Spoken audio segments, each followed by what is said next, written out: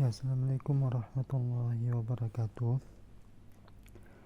Kali ini saya akan menantang diri saya untuk bisa membaca sehari dalam 15 menit. Jadi kali ini saya membacakan judulnya itu Malas Tapi Sukses. Menggapai apa saja tanpa melakukan apa-apa. Peringatan, buku ini berisi gagasan-gagasan yang bisa jadi mengancam pandangan hidup Anda saat ini. Jika sudah banyak yang menerimanya, akan mewabahlah kebahagiaan, kesehatan, kemakmuran, dan kepuasan. Malas tapi sukses. Selamat datang. Malas tapi sukses menggapai apa saja tanpa melakukan apa-apa. Fred Gerson.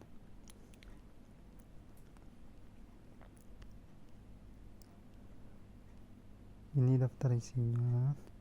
Kita akan membaca untuk pengantar. Membongkar mitos kerja keras.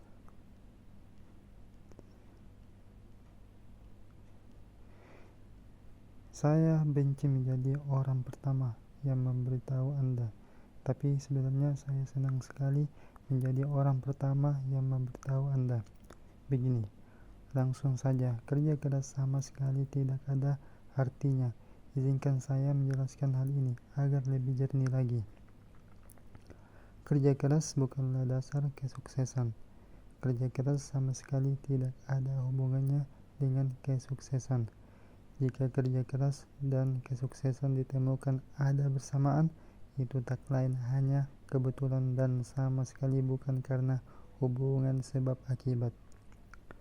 Saya tahu kalau hal ini akan dianggap bid'ah oleh kawanan naga penyembur api berbau busuk yang selalu menyuruh kita bekerja lebih keras, membanting tulang, berakit-rakit ke hulu, berenang-renang ke tepian, bersakit-sakit dahulu, bersenang-senang kemudian.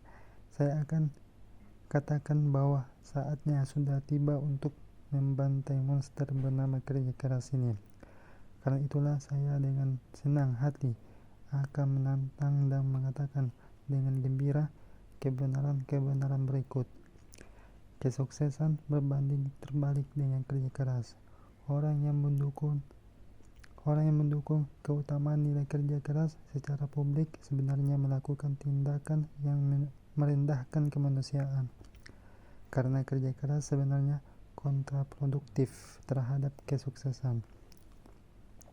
Dorongan untuk menemukan cara demi menghindari pekerjaan menggerakkan semua kemajuan dalam peradaban. Pengalaman spiritual tertinggi dan paling mengesankan yang bisa Anda rasakan terjadi justru ketika Anda tidak melakukan apa-apa sama sekali. Maka bergabunglah bersama saya dalam usaha yang membukakan mata ini, di mana Anda akan mengetahui bahwa satu-satunya cara untuk meraih kesuksesan adalah dengan menghindari kerja, dan bahwa para pahlawan yang telah berjasa memajukan dan menyukseskan masyarakat adalah dan selalu merupakan orang-orang yang pada dasarnya malas, adapun akan tahu bagaimana cara menuntaskan semua pekerjaan justru dengan tidak melakukan apa-apa.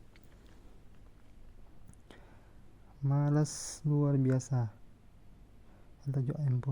Elajupum again. Saat itu tahun 1969 dan saya gondrong. Rambut saya sudah setahun lebih tidak bertemu dengan gunting rambut. Hari-hari saya habiskan hanya untuk tampil gaya dengan pakaian musim panas. Saya yang tak pernah ganti sepasang overall oto yang usang. Tak ada kemeja, tak ada sepatu, tak ada kaos kaki, tak ada pakaian dalam, tak ada yang bisa menghalangi kebebasan gerak saya. Ayah saya memperhatikan itu. Saat itu saya baru lulus menjadi seorang sarjana muda dari Rutgers University. Tetapi menurut pendapat ayah, saya sama sekali tidak menunjukkan semangat untuk kerja. Rekor terlama saya bekerja saat itu adalah 2 bulan. Data sering Data yang sering ia sebutkan dengan nada kesedihan amat mendalam.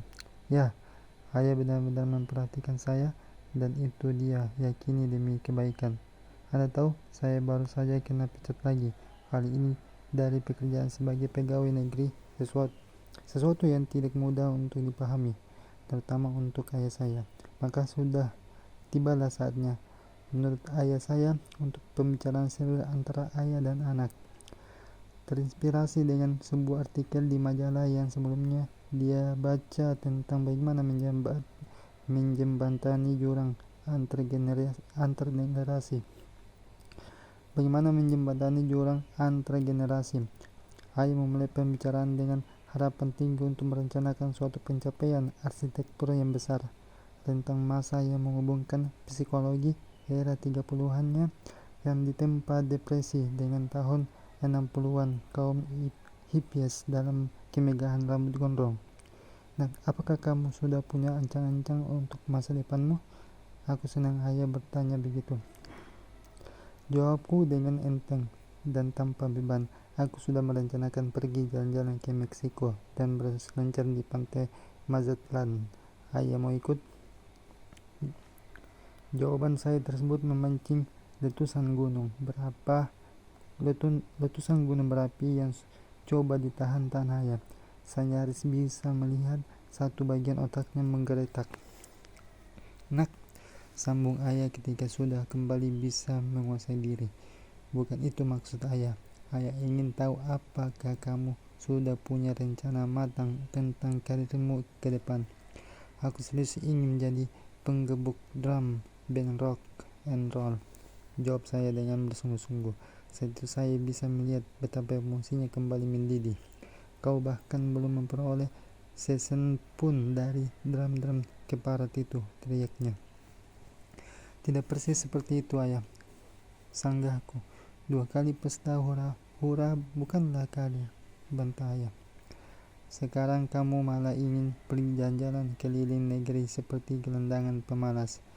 Kamu cuma menyia-nyiakan hidupmu dan tidak bergerak kemana-mana. Kamu harus mulai berpikir membangun karir. Berhenti atau dipecat setelah bekerja cuma 2 bulan adalah hal terkonyol. Dia berhenti untuk memperbaiki duduknya. Ya Tuhan, Fred, serunya. Pekerjaan pegawai negeri itu kesempatan emas. Pekerjaan yang mengerikan, bantahku.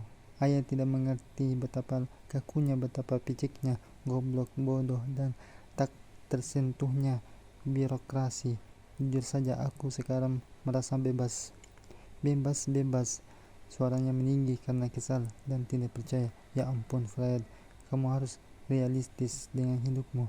Sikapmu yang sembrono itu harus kamu ubah. Aku tidak sembrono.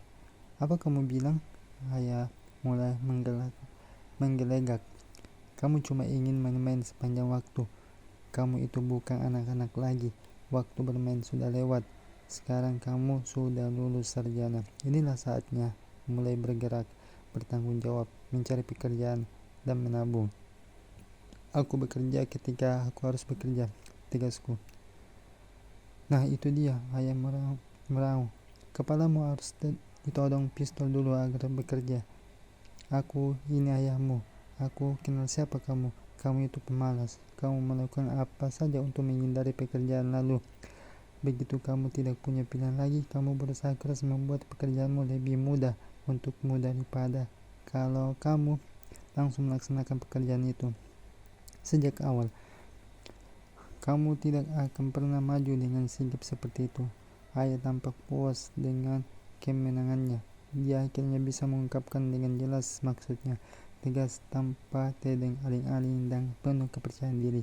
Dia mengira ini cuma soal waktu. Fred akan tumbuh dewasa, makin matang. Kelak dia akan mengerti dan mau bekerja untuk mencari nafkah. Sebagai catatan, pembicaraan ini berakhir karena bentur tembok Meksiko. Saya pergi bertualang